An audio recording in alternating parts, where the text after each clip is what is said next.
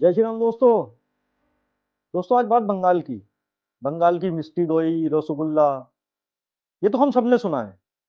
हमने वो गले भी देखे हैं जिनसे स्वर निकलता था, निकलता है और निकलता रहेगा, क्योंकि वहां के जो मिठास है मिठाइयों की, उन लोगों के कंठ में बस गई है। दोस्तों, मैं हूं गुंजन और आप देख रहे हैं चैनल जीपी। स्वागत है आपका। आइए शुरू करते हैं बंगाल की 3000 साल की रोमांचक कहानी। एक ऐसी भूमि जहां कभी दुनिया का सबसे महीन कपड़ा बुना गया। एक ऐसी भूमि जहां से भारत का स्वतंत्रता संग्राम सबसे तेज दहाड़ा। और वही बंगाल जिसे दो दो बार बांटने की कोशिश हुई और दोनों बार इतिहास बदल गया। महाभारत के वंग से लेकर 1971 के पाकिस्तान से हुए युद्ध तक 3000 साल की वो कहानी जिसने एशिया महाद्वीप की राजनीति बदल दी, नक्शा बदल दिया। दोस्तों, महाभारत के पन्नों में जिस वंग का जिक्र है वही आज का बंगाल है।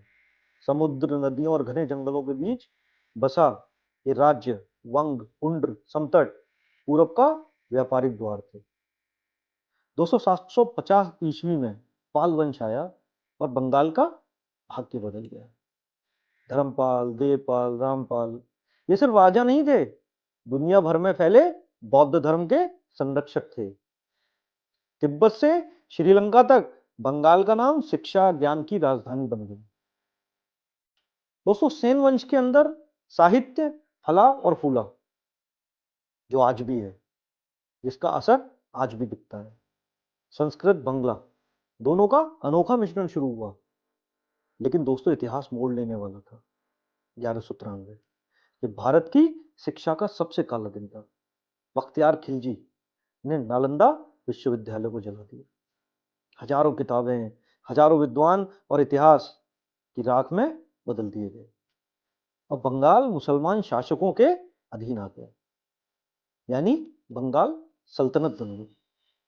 दुनिया का सबसे महीन कपड़ा मुस्लिम जिसे कहते थे, वो हवा जिसे छू भी नहीं सकते थे, यहीं पर बुना जाता था।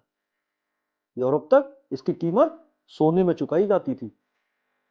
दोस्तों, अकबर ने बंगाल पर कब्जा किया और यहाँ के नवाब बने भारत के सबसे धनी सूबेदार। मुर्शिदाबाद लंदन से भी ज्यादा अमीर शहर था। 23 जून 1757 सिराजुद्दौला और रॉबर्ट क्लाइव की लड़ाई। एक रात पहले तक सब कुछ ठीक था, लेकिन मीर जाफर की विश्वासघात ने भारत की तकदीर बदल दी। यहीं से शुरू हुआ ब्रिटिश राज का 190 साल लंबा कालाध्याय। 1770 बंगाल में ऐसा अकाल पड़ा, 1 करोड़ से ज्यादा लोग मर गए। नदियां बहती रहीं, लेकिन खेत सूख गए। दुनिया की सबसे धनी भूमि भूख से मरने लगी। और उसी अंधकार में एक रोशनी उभरी, यानी बंगाल का पुनर्जागरण होने लगा। और यहीं से जन्मे राजा राम मोहन राय, ईश्वर चंद विद्यासागर, बंकिम चंद, जिन्होंने वंदे मातरम लिखा। डिस्क्रिप्शन में लिंक है दोस्तों, उन पर भी हमने एक वीडियो बनाई थी। रविंद्रनाथ टैगोर, भारत के पहले नोबेल विजेता, यानी जिनको पूरी दुनिया ने सम्मान दिया है। स्वतंत्रता, शिक्षा, सामाजिक सुधार, भारत का नया अध्याय बंगाल ने लिखा। लॉर्ड कर्जन ने कहा, बंगाल बहुत बड़ा है, इसे बांट दो। लेकिन असली मकसद क्या था दोस्तों? असली मकसद था हिंदू और मुस्लिम की एकता को तोड़ना। लेकिन बंगाल झुका नहीं, बंगाल रुका नहीं, बंगाल उठकर खड़ा हुआ। स्वदेशी आंदोलन शुरू हुआ और 1911 में अंग्रेजों को विभाजन वापस लेना पड़ा। दोस्तों, 1947 में भारत आजाद हुआ, लेकिन बंगाल दो हिस्सों में बट गया। पश्चिम बंगाल जो आज भारत में है, और पूर्वी पाकिस्तान जो आज का बांग्लादेश है। सीमाएं खिंच गई, परिवार टूट गए और बंगाल फिर एक बार दर्द में डूब गए। दोस्तों, बांग्लादेश का जो जन्म हुआ वो 1971 में हुआ, जहां पे भारत की वीर सेना ने पाकिस्तान को धूल चटाते हुए पूर्वी पाकिस्तान का जो अत्याचार था पश्चिम पाकिस्तान पर, जो वो बांग्ला भाषा पर रोक लगाना चाहते थे और नरसंहार हुआ। लेकिन बंगाल की आत्मा दोस्तों टूटी नहीं। भारत की निर्णायक भूमिका और जनता की क्रांति के साथ 16 दिसंबर 1971 को बांग्लादेश का जन्म हो गया। दोस्तों, आज भी हम जानते हैं कि पाकिस्तान को भारत की वीर सेना ने किस तरह से रगड़ रगड़ के घसीटा था, रगड़ रगड़ के मारा था।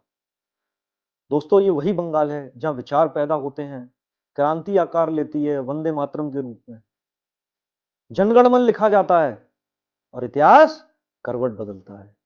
मुस्लिम से लेकर वंदे मातरम तक, प्लासी से लेकर बांग्लादेश तक, यह कहानी सिर्फ एक राज्य की नहीं, पूरे भारतीय उपमहाद्वीप की आत्मा है। दोस्तों, अगर हमारा ये वीडियो आपको पसंद आया हो तो चैनल को सब्सक्राइब करें, लाइक करें, नोटिफिकेशन को ऑन करें। बहुत बहुत धन्यवाद। जय हिंद, भारत माता की जय।